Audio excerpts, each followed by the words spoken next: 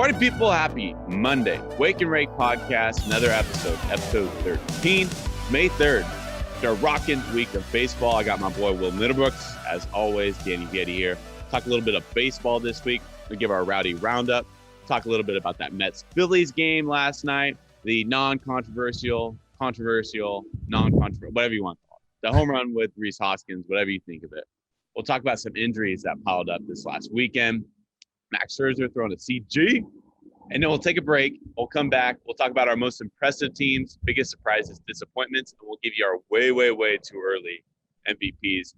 Brooksy, let me ask you, brother, that Mets-Phillies game, I don't know why people were making a big deal about it. Well, think about the two fan bases. Think of the two fan bases we're talking about. Mets-Phillies. They get as rowdy as anybody.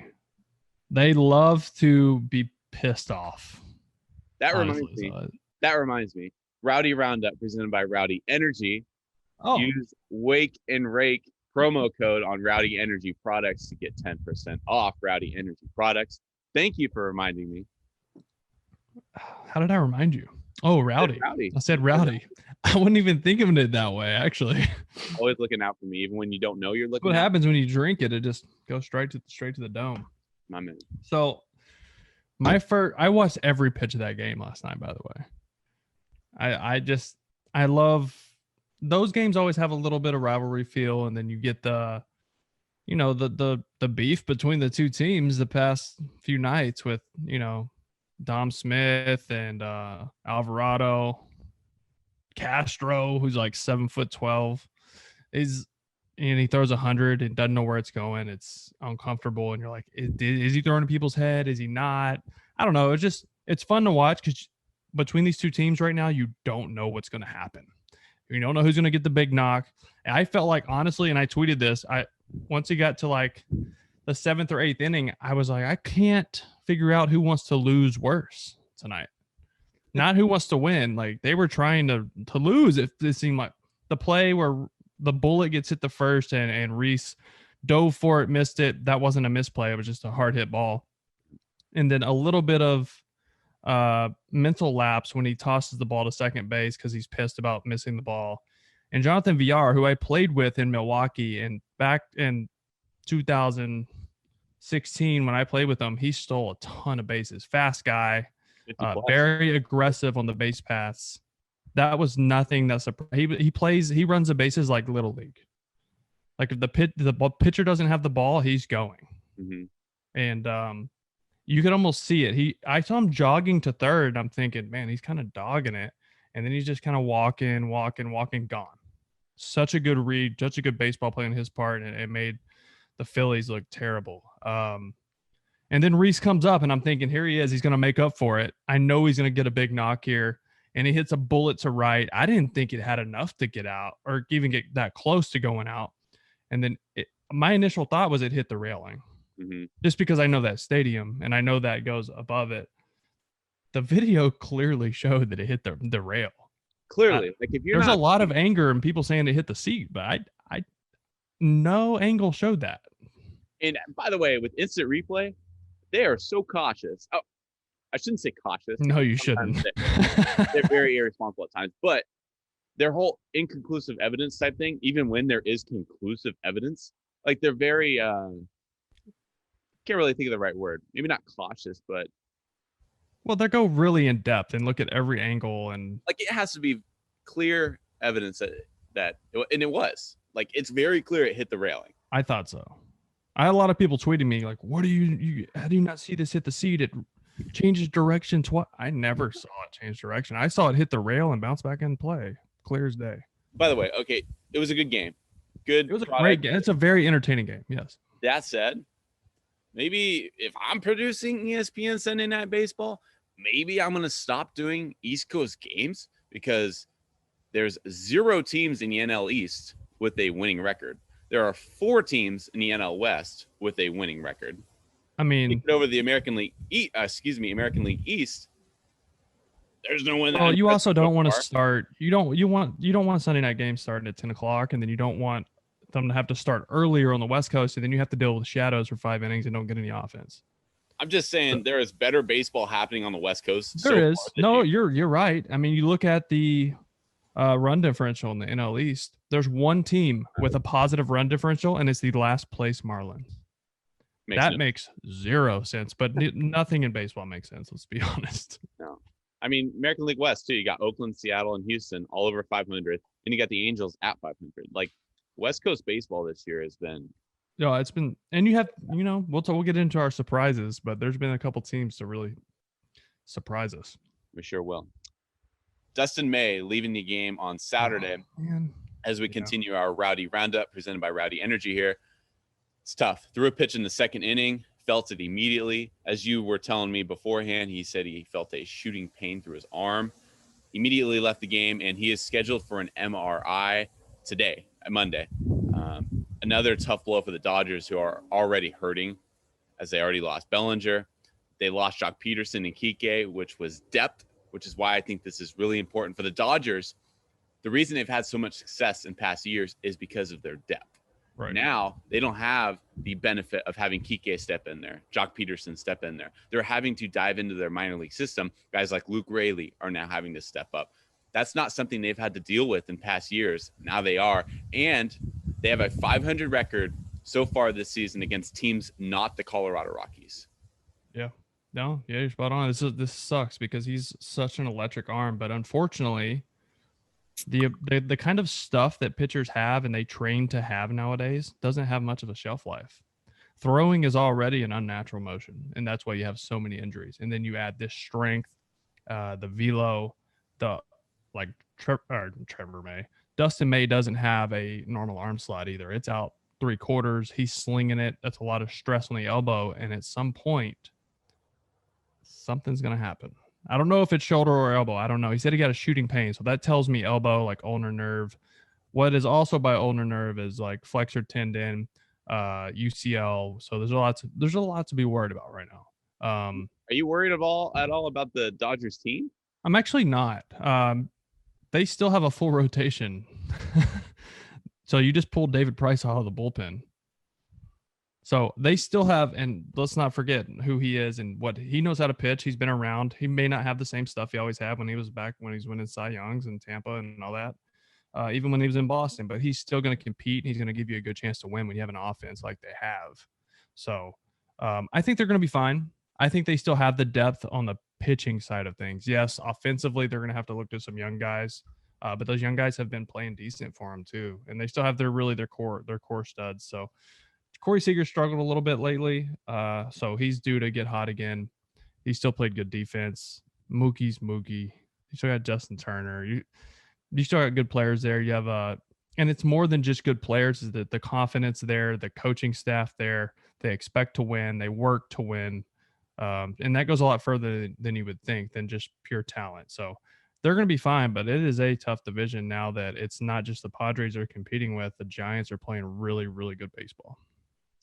Yeah, I'm not concerned either. I will say in that division, can't sleep for 2 weeks or else you're going to fall behind.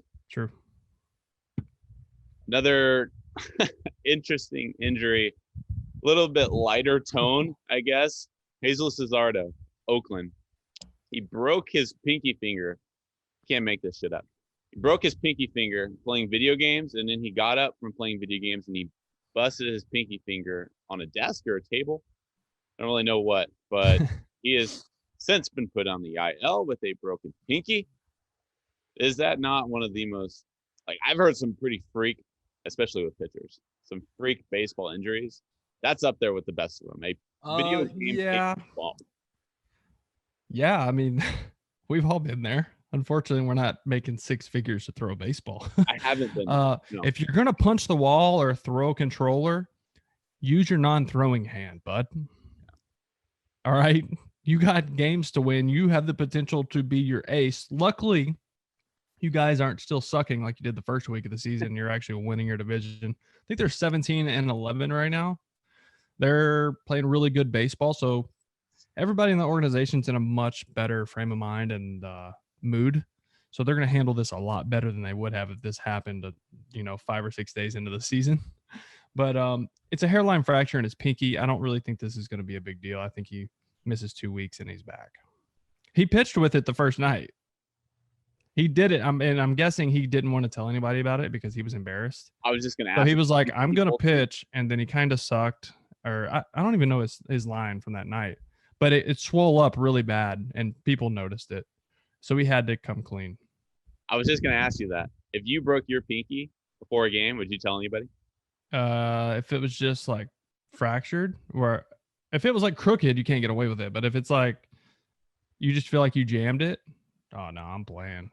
So he went. I mean, I'm a position player, so it's more like how it feels handling the bat. Right. For him, it's like, is this? You got to think about holding a changeup or something. Like, is that really? That's probably going to affect his grip. Fastball, not as much.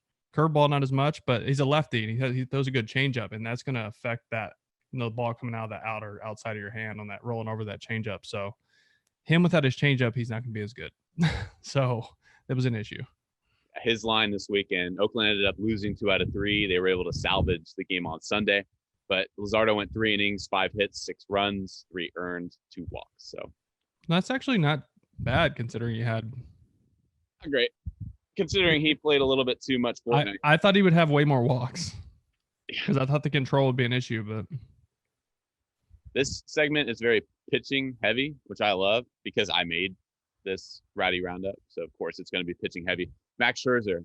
How about this, man? Good story. CG, and then right after the game, heads to the hospital and helps birth a baby with his wife. Did you say he helped birth the baby? He had a part in it. I mean, he had a part in it. I think helped birth is a strong assumption.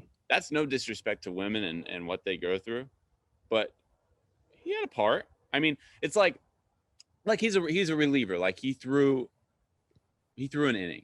Like Wifey went out there, threw 8 shutty. Scherzer came in and shut the door. Okay. I'm not sure what he did to help birth a child. Moral support and physical specimens were used to create this child. This is their third kid. I'm pretty sure this is his first boy. So he got his little righty. He's gonna have a potty mouth on him if it's anything like his dad. I just want to see if his eyes are the same color. If he looks like a sheepdog. That's such a boss move, though. You go out throw a CG. That's Dude, good. That was no, it really was. It's like, because number one, you think, oh, my wife's going in labor, like this could happen anytime. Most people are out there, their head's probably not fully in the game. You probably not your best start, and he's like, she'll be all right. This is our third kid, you know.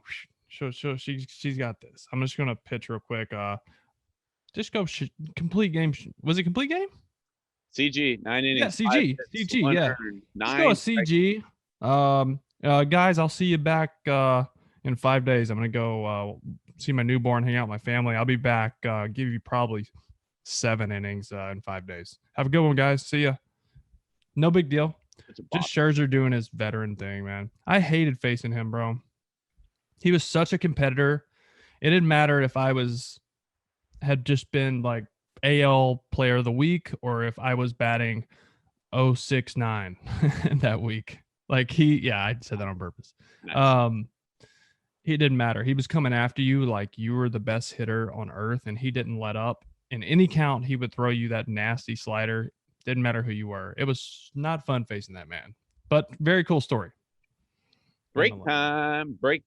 We'll be back. We'll talk about most impressive. We'll talk about biggest surprises, biggest disappointments. Will and I will give you the way too early MVP so far in 2021. Right after this. Welcome back. Hey, breaking news, Brooksy. We got breaking news on this episode, my friend. And the dog's barking in the background reminded me. So I'm at my parents, 55 plus community. I always have to say 55 plus community, just to give context. Little dog, they have a little Chihuahua mix. They took him in to get him fixed. We wondered, but even beforehand, we're like, we can't find his balls. We can't see it on him. So sure enough, they take him in to get it fixed. Doctor says, I can't find his testicles. We're going to have surgery. So this dog, he has all the male parts. They just can't find him. So he is indeed. So breaking news confirmed, male dog, but it's Inside Out. All right. Listen, your Chihuahua's married. You just didn't know it. You can All relate. right. You're like a Chihuahua yourself. Yeah, I'm not as yappy, but you tend to lose the sack a little bit. You know, those wives, man, they're We great, but wondered they for were. so long, like, where is this dog's balls? Sure enough, it's somewhere inside them. I've never heard. So And you know, it's a real thing. we can finish this conversation later. Can we talk baseball? Can All we talk right. different balls, please? Yes, we'll move on from dog balls. We'll talk about baseball. So most impressive, who's been your most impressive player so far? I'll give most impressive team. You give your most impressive player. I have 3, honestly. I'll start with the most boring answer, Mike Trout. He's hitting 413. He still has a 1290 OPS. Is it really impressive anymore? I mean, it is, but it's Well, like I've said this before, but let's not get bored of his excellence. yes. Because last year he said he had a bad year. He hit 281 and was on track for like 53 homers through a full season. So what I can tell he has worked on in the offseason and fixed is how he hits the pitch up in the zone. The last 3 seasons, he hit like 220 on the pitch in the upper quadrants, and he's hitting like 360 on it this year. So it's very evident that was his goal. And he said he made some changes in the offseason, maybe not to his swing, but how he attacks certain pitches. So it's very clear that's what he fixed. And that's impressive that he no longer really has a hole in his swing. That's pretty scary. And I'm still on the Mike Trout 400 campaign. He's at 413. Gonna need him to get hot and stay hot if he's gonna do that. But somebody else that's impressed me has been Byron Buxton. I mean, this is a kid who has had all the tools for years and just never been able to put it together, whether it's been slumping, whether it's been injury, which he's dealt with a lot. He's through 80 at bats. He's hitting 408 with 8 and 15 right now. He's second OPS only to Mike Trout. He's at like 1100. Have you checked his Statcast percentile rankings? It's insane. He's like 98th and above on everything. Almost every category. 96. So this isn't a luck. It's not a BABIP issue where he's getting lucky. If he swings, it's been a barrel. And then he gets on base and he steals bases, and he's a Gold Glove center fielder. So you're getting a true 5-tool player right now out of Byron Buxton, which we knew if he could stay healthy, which it's still early in the season. I'm not saying he's going to be hurt, but if he can stay healthy, we're looking at him being probably in the top 3 in MVP voting, which he should be. I think he has all the tools for that. And then one other guy who's been impressive, after hitting 206 with 4 homers and 11 RBIs last year in 34 games, Kris Bryant. He's hitting 323 with 9 homers and 22 RBIs right now, with like 96 at bats. Really great. What was that? It's really great to see him bounce back. It is. It's good to see him bounce back. And we knew, well, I'm not going to say we knew, because I almost put him on my surprise list because we had an inkling. I wasn't sure if he was ever going to be the same guy anymore. I feel like he lost his confidence. He didn't look like the same guy. And that's easy to lose confidence as a hitter when you're struggling for an extended period of time, you're dealing with injuries. The team's not winning. You're not helping the team win. The guys around you aren't hitting. Exactly. Baez, Rizzo, those guys all stunk last year too. They all hit under 210, all of them. So, man, it's good to see him back because he's a special, special player. So now my question is, are the Cubs going to say, well, if we're out of this, do we use this good year to get more for him at the trade deadline? Because he's a free agent after this year. So is Rizzo. So is Baez. Jock Peterson's on a 1-year deal. That's still a storyline I want to follow up until July 31st. Is do the Cubs dismantle this roster and start over? I hope they don't get rid of Kris Bryant. Personally, I think he seems like the guy who can play his entire career in one place. Just my opinion. Chicago's tough. They're in a really tough spot. I said it before the season. They're the most volatile team. Oh, and they got rid of their GM. They didn't get rid of. He stepped down and went to MLB. But, so yeah, they are in a tough spot. And their new GM has to take the reins and say, honestly make the hardest decision. Do I dismantle this team? Do I break it down and start over? Or do I pay a couple of guys and just hope that I hit the lotto? If you pay anybody, you're going to have to pay Chris Bryant because he's going to have the best year out of all these guys. He's one of the younger ones too. Shout out to my pitchers, Carlos Rodon, Danny Duffy, 2 AL Central pitchers who have been phenomenal this season. Carlos Rodon has given up 2 earned runs all season. Danny Duffy, likewise, 2 earned runs all season. Yeah, they've been clutch. Quick note about Trout, by the way. He's upped his OPS from last year. Keep in mind, he was top 5 in MVP voting last year. He's upped his OPS by 350 points. That's 3rd in the league. So he's already great, top 5 MVP, and now he's the most improved player. Not only is the best player in the league, but now he's most improved. What a combo. Yeah, he's a stud, man. He's this is why he's gonna. I still stand by this. He will go down as the best player of all time. My most impressive team, Milwaukee Brewers, took 2 out of 3 from the Dodgers. Granted, Dodgers are a little beat up right now. Didn't have their best stuff this last weekend. But the Brewers are in first place in that NL Central. And we were wondering coming into the season, is there a team in that NL Central that is going to be able to take a leap forward and get ahead of the bunch? So far, it's been Milwaukee. Them and St. Louis. St. Louis is right behind them, 1 game behind. It's a little early to be looking at the standings. Nonetheless, one concerning factor is their run differential is -1. So they played a lot of close games. But one positive is they've been doing this without Christian Yelich. Correct. Their MVP. He's been injured.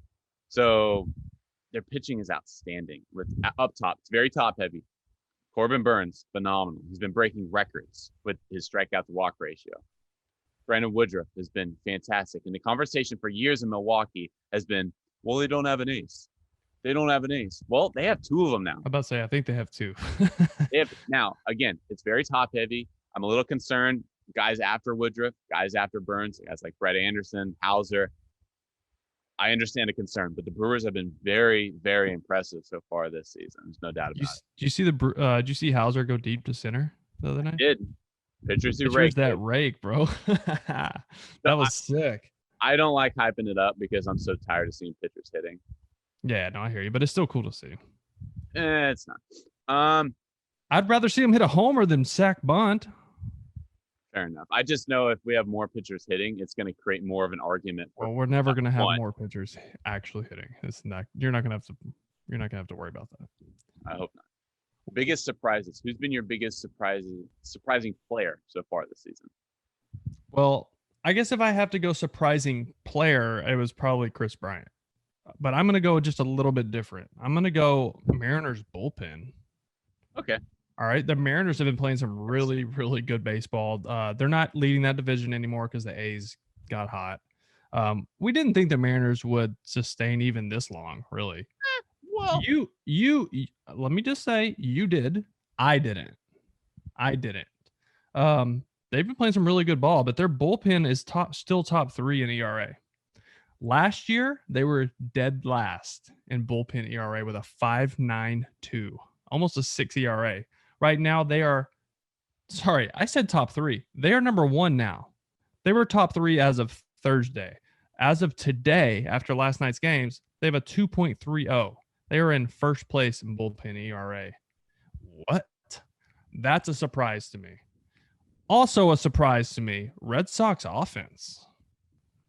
They are number 2 in the league in batting average at 261. They are number 2 in slugging at 437, and they're also number 2 in baseball in OPS at 762. I knew their offense would be decent, and I thought their pitching would be the main issue. But I guess their whole team's been a surprise, but mostly their offense. They've been banging, man. They've been crushing the ball.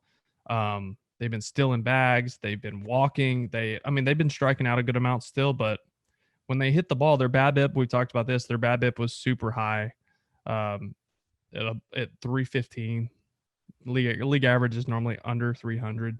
Mm-hmm. So we'd really have to dig into their exit velo and all that to see if this is luck or not. Obviously, if they're crushing the ball and hitting the ball, like I said, they're slugging 437, so they're hitting the ball hard for extra base hits.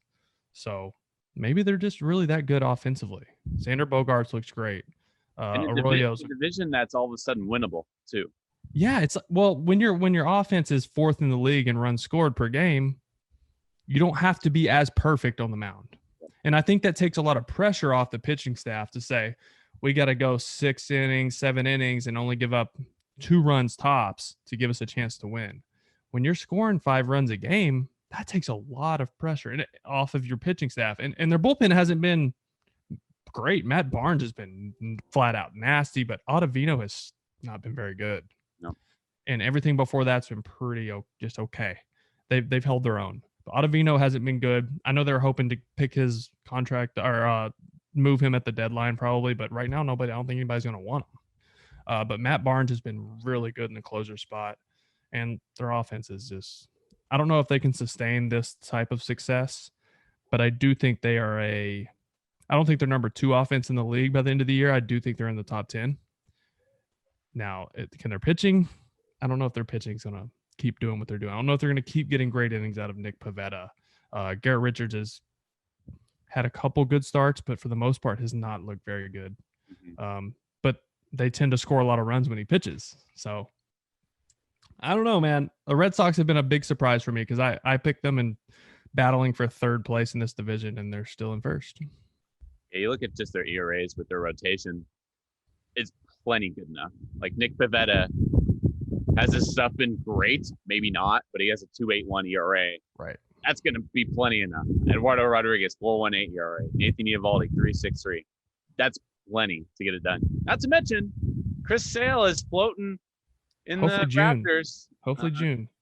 If they get 10 to 12 starts out of Sale, I think that's going to be a win for this year. And then whatever happens in the postseason if they get there. But they're starting pitchers enough. The pitching is enough. But like I said, if you're scoring 5 runs a game and your team ERA has a 3 at the front of it, you're going to win a lot of games.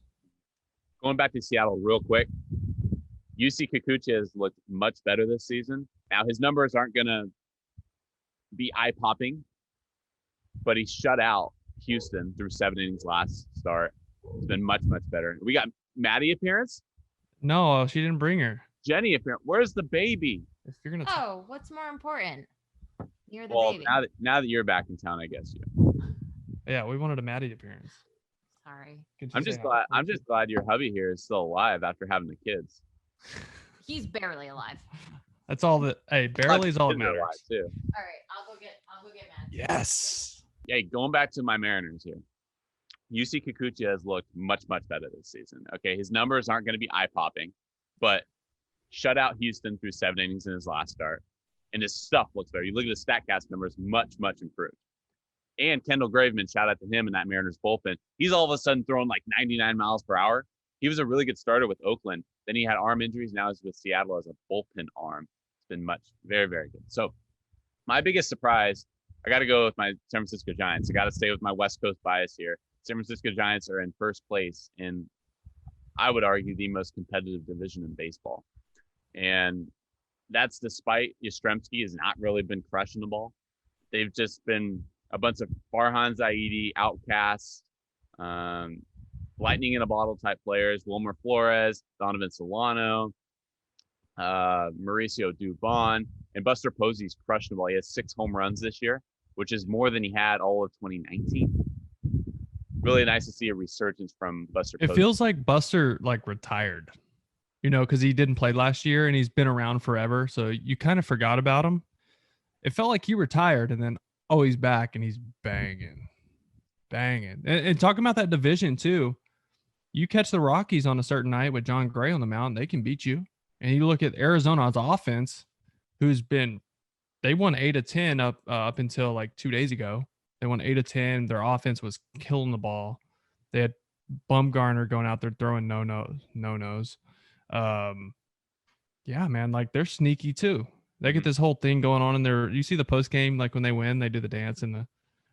If you don't follow Eduardo Escobar on TikTok, Twitter, he's a whole lot of fun. Highly recommend. Well, Torey Lovello is amazing. He was our bench coach in Boston when I was there. That's right. And he is just all about good vibes and you being happy and being yourself. And so I think he can get more out of that roster than we thought that team was capable of, just because of the way he runs the team. Funny. I remember saying don't sleep on the Diamondbacks About You 2 months okay, and you came said back that to me about and said, every "I'm saving." team. You said that about every mediocre team, just so if you hit on one or two, you look smart. False. I said it about the Diamondbacks and the Mariners. Those are my and it just so happens that those two teams are very competitive this year.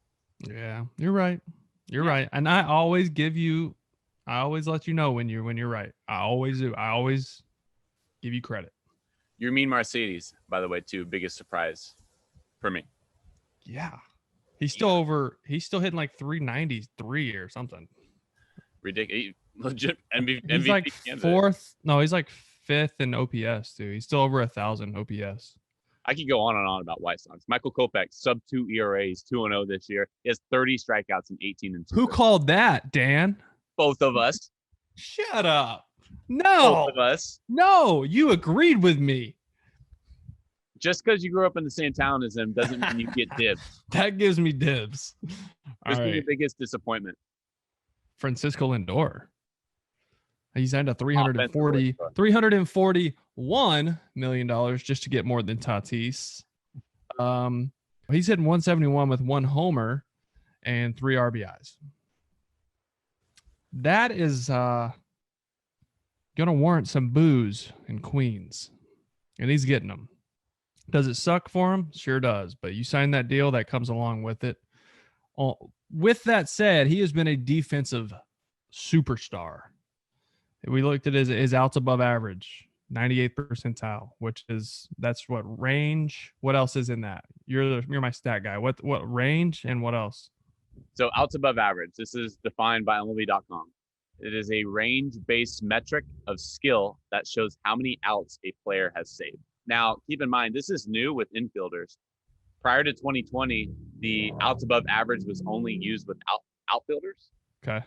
It's since been expanded to infielders as of 2020. So we can look more into like UZR, things like that. But correct. 98th percentile though. And I've watched him because I've been trying to watch his at-bats and his games to break down his swing and figure out what the heck is going on. And every game he's making a play that saves a run or two here and there. Dive and play. And you see how fired up he gets when he makes a defensive play. And that tells me how good of a teammate he is. Because he's like, look, guys, I'm not seeing the ball right now. I'm scuffling. He understands that's part of the game, and he knows he's not performing, and he knows he's going to pick it up. But he is taking so much pride in his defense right now because it's much more controllable. Your effort level on defense is much more controllable than round bat, round ball. Because he took some much better swings against the Phillies last night, but he was just beat. Or maybe not seeing cutter spin and thinking it was sinker, so it's getting in on him a little bit. He just missed hitting a grand slam, which I thought that was going to get him locked in when he came up for that at bat. But if you watch the way he's taking pitches right now, he's not balanced. He's getting out over his front foot. He's starting his swing on every pitch. So that tells me he's in between. That means he feels like he's late on the fastball, so he's trying to cheat to hit that. When you start cheating to hit 95 plus, if a hard slider or split looks like a heater, you're going to chase. Or you see fastball and you chase fastball because it's up in the zone or in, and you're seeing him get jammed and beat because his timing's off. But it's a confidence thing, man. He just needs to he needs to get a couple cheap knocks, couple walks, one big hit here and there, and he's going to start rolling. We're going to look up. He's still going to hit 260. I think he's still going to hit 260. He's going to get hot. He's going to hit 260. He's probably going to hit upper 20s homers. I don't know if he gets over 30 this year. Slow start can be tough. Yeah. And he's still going to drive in 75, 80 runs. Is that enough for $341 million? Not for one season, but this is a long contract. He will be the face of that team for a long time. This is one season. It's been 1 month. He's one of the faces of baseball, and he's going to pick it up, and he's going to be just fine. I think it's very fair to tell a guy like Francisco Lindor, yes, you've been the biggest disappointment, but also you might have the highest ceiling on that team. Of course. So, I think it's very fair to say a guy that's hitting 171, making $341 million has been disappointing. I don't think that's out of line. So I agree with you there. One more thing about him is like his interviews about this, when he's answering questions, he doesn't seem tense, and like I don't even get from his at bats that he's pressing. Mm-hmm. Honestly, I just feel like he's just not seeing the ball well, and he's, like I said, he's in between. But even in his interviews, he's like, "Look, I understand like why the fans feel this way. I'm frustrated too. I want results just as much as they do, probably more." Mhm. But there wasn't like that worried look on his face, or he knows how good he is. And so it's just a matter of time, man. He'll be locked back in, and we'll be talking about how good he's playing over the next month. I guarantee it. Let's stay in New York, and let's stay at the shortstop position, and we'll keep it here of biggest disappointments. That's Gleyber Torres for me. Yeah. Entire New York Yankees, to me, it looks like they just play uninspired baseball. That's just me. Optics for me. I don't like watching the Yankees. Personal opinion, just me. Gleyber Torres in You're not wrong. You know, he was criticized for not running out a little squibber to the pitcher, which was deserved. And you look at his StatCast, average exit velocity, he's in the 6th percentile. Hard hit percentage, 6. Hard hit percentage, 26th percentile. It's not great. His whiff percentage, 43. Outs above average, what we were just talking about with Lindor. Lindor was in 98th percentile. How about this for Gleyber? 3 percentile. He's in the 3rd percentile. So he's not doing it on defense. He's not hitting the ball hard. He has 0 home runs this year. His on-base percentage is below 300. He's not getting on base. He's still hitting like 240, right? 245. Yeah, if you look at his average, like your standard hitting statistics, they're not atrocious. Right. With Gleyber, but you look at his on base, you look at whether he's hitting the ball hard. He's not. His OBP this season, forgive me, I said under 300, is 333, which is still lower than he is expected to be. Batting average 245. Slugging percentage is below 300 at 296. Yeah, it's a lot of singles. A lot of singles. He has 24 hits, 5 doubles, and that's it. Yeah, the Yankees offense has been a big disappointment, but Judge is picking it up. He's up to 281. Stanton's picking up 271. Stanton's not a high average guy anymore. But Stanton and Judge haven't been the problem at all. No, they've been good. LeMahieu is actually 269, which is pretty low for him. Yeah. Aaron Hicks hitting 157. Not good. Not good. So luckily, New York's pitching, which has been probably the biggest question mark in the AL East coming into this season, they've been consistently like top 7, top 8 in ERA. Their bullpen has been top 3. Kluber was great Sunday. His last, he got his 100th career win yesterday. And Tyone looked better too. So he did. Yeah. So I mean, I stand by what I've said this entire month. The Yankees are still going to win the division. I really like the Red Sox, and the Red Sox need to be good for that rivalry to be fun. Both teams need to be good for that rivalry to be fun, and I want to see it come down to the last couple of days of the season. That's good for baseball. It's good for the fans. It's good because a lot of times they I don't know the schedule this year, but the Yankees and Red Sox will be playing within the last week of the season. Probably they always did when I was there. So those make for big games when the division's on the line. So I'm excited for it. I think the Yankees are going to be just fine. They're just more talented than everybody else.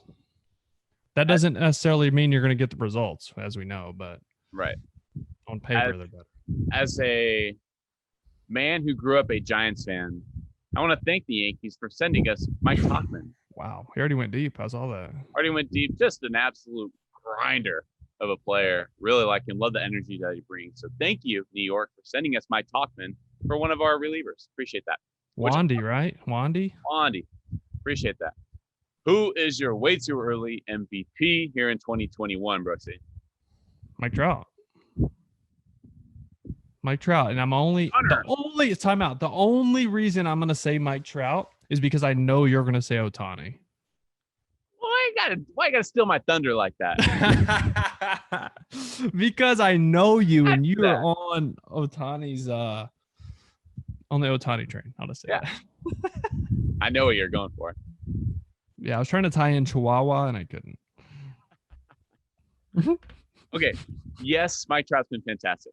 Of course. But Ohtani has 8 dingers. That's second in Major League Baseball. And he's also leading the American League in strikeouts per 9. Like, this is like, we're in 2021 and we have a guy leading in strikeout per 9 and he also has 8 dingers. And it's amazing. No, it's amazing. I love Ohtani too. Don't get me wrong. I do, but I also think Mike Trout's going to hit 400 this year. So I don't care how many wins, how many strikeouts Ohtani has. If somebody hits 400, they're going to win MVP. So Nope. now you don't think he can hit 400? Nope. The more I thought about it, no, it's not that I don't think he can do it. He can hit 400, sure. So if he hits 400 with 40 homers, he's not the MVP. You'd rather give it to Ohtani because he has less at bats and he strikes people out and throws 100. I get the two-way. I understand the two-way thing and how rare it is. Guys haven't done since Babe Ruth, blah, blah, blah. I understand that. Do you know how hard it is to hit in Major League Baseball nowadays? Umpires can't even call strikes and balls right because the pitching is so good. They don't even have to hit it. They just have to look at it and they screw it up. This guy's, if he hits 400, he's an MVP. I don't care what Ohtani does. Are you done? Can I go? Yes. If Ohtani makes 20 starts this year, he's got a sub-3 ERA. He's got however many strikeouts he can accumulate over that time. And then he also hits 300, and he also adds 30 bombs to his name. You're not giving Ohtani the MVP? No, you know what's really going to suck is when he hits 400 and Ohtani does what you did, and they're playing golf in October. Damn. That will be absurd. But yes, you know what? I hope we have that issue. I hope that MVP voters, I hope the writers have that issue where they have to decide between those two guys, because that is going to make for a fun summer. It is sad that the two probably leading candidates in MVP are on the same team, yet they're at 500 again. Yeah, but man, there's so much baseball left. Like, we have no idea what's. I know. You could have told me, all right, on April 1st, if you'd have said, hey, on May 3rd, these people are going to be, the Royals are going to be in first place. Yeah. The NL East, no one is going to have a winning record. The Giants have a better record than the Dodgers. The Mariners are relevant. What? I mean, I could have told you all this, but nobody listens to me. Up. By the way, back with MVP. So Major League Baseball, MLB.com, they asked their reporters who their MVP candidates are so far this season. It went Mike Trout, JD Martinez of the Red Sox, Shohei Ohtani third, Byron Buxton fourth, Yermin Mercedes fifth. Ooh. Yeah, little throw in there. Dude, he's been so fun. In his story, too, like, he was playing, like, random, was it Mexican League baseball? Yeah. Indie ball. He was playing indie ball. He was playing indie ball in Mexico? I know he's in a Mexican league at some point. Like, this guy, I mean, he's not young either. He's like 28, 29 years old when he first got to the big leagues. So he got one at bat last year, and then he went on, 8 for his first 8, something like that? Yeah, so he spent the 2014 season with the Douglas Diablos. Then he went over to the White Sands Pupfish. The Pupfish. And then he finished with the United League with the San Angelo Colts. The Pupfish is a dandy of a name, though. Pupfish. I kind of want to find one of those hats. A Pupfish. Yeah. What does that look like? Give me one while you're at it. Hopefully it's a Chihuahua-looking fish that they can't find us. Never mind. Okay. I'm never letting that go. Let's talk betting on our next episode, all right? Next time. All right. I like money.